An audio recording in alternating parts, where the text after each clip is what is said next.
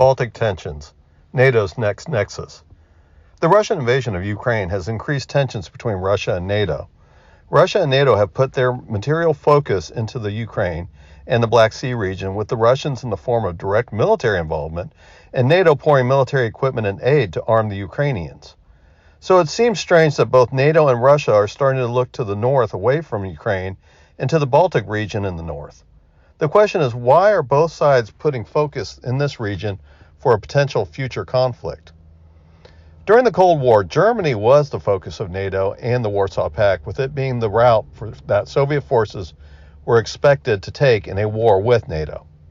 The breakup of the Soviet Union and the subsequent NATO move to the east has changed the map of where the two sides can directly contest each other in a land war. The most apparent location for Russia and NATO to clash is in the north along the countries that border the Baltic Sea.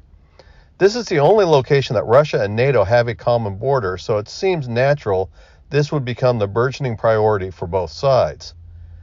The former Soviet republics of Latvia, Lithuania, and Estonia are all part of NATO, and are small countries that do not have the resources to fend off a Russian attack.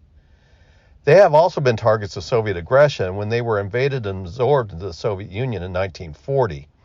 They were on the front line between Russia and NATO prior to the joining of Finland to NATO. Estonia and Latvia share a common border with Russia, and Lithuania, along with Poland, shares a common border with the isolated Kaliningrad Oblast that has no border with Russia, with the Russian mainland, but is the only one of two outlets to the Baltic Sea. The other one is St. Petersburg. Shortly after the Russian invasion of Ukraine, the first rounds of sanctions from the West created a potential situation that a technical reading of the sanctions would have Kaliningrad cut off from Russian supplies. Kaliningrad has a rail corridor that runs from Russia to Belarus through Lithuania to Kaliningrad. So also has a port, and the sanctions would require the cut off most of the supplies from Russia and Belarus to the city. In essence, a blockade of a Russian oblast, and would be legally an act of war.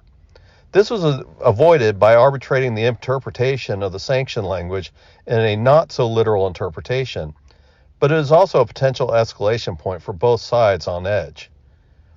NATO member Germany has reached an agreement to permanently station a German Army combat brigade of 4,000 personnel in Lithuania.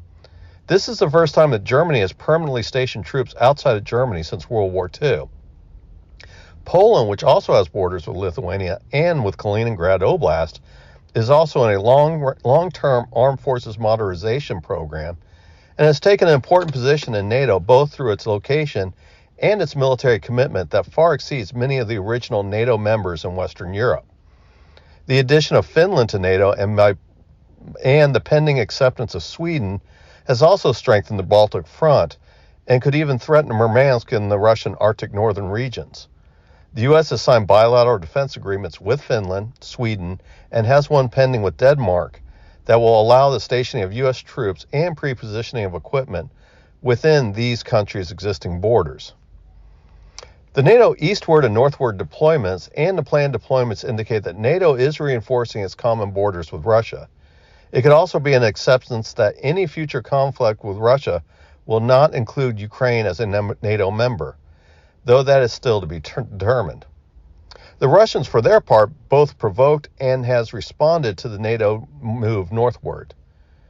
Russia, after the implementation of sanctions by the West, made several aggressive moves toward NATO through the Baltics and Murmansk. Russian ground forces were heavily committed in Ukraine, so have not been able to counter the NATO moves. However, the Russians conducted aggressive aerial and naval combat drills that include simulated bombing runs and appeared to intentionally violate Swedish airspace shortly after the Ukraine invasion. This was a Russian response to the Western sanctions and the Kaliningrad issue. This type of aggressive Russian activity played a role in Sweden deciding to apply to join NATO.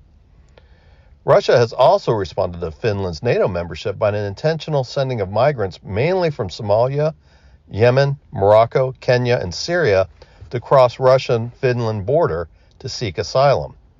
The Russian Security Service, FSB, used to screen anyone going to the Finnish border to ensure that they had authorization to be in Russia before letting them go to the border.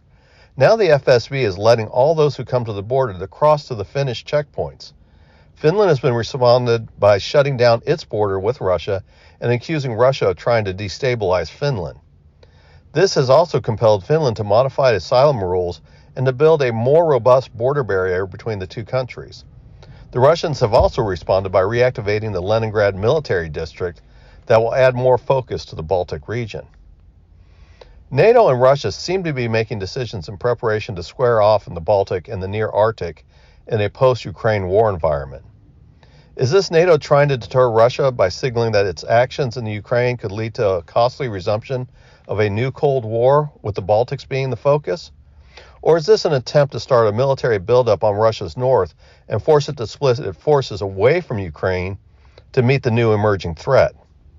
This seems doubtful because NATO is most likely not going to invade Russia. But will Russia be willing to take that gamble? NATO's response to Russian invasion of Ukraine has reinvigorated the Europeans and has started a priority on defense spending and procurement. The apparent strategy is for the new theater of conflict being the Baltic. Neither NATO or Russia are blameless for this Baltic escalation, and the future of the Baltic buildup is tied to the outcome of the Ukraine war.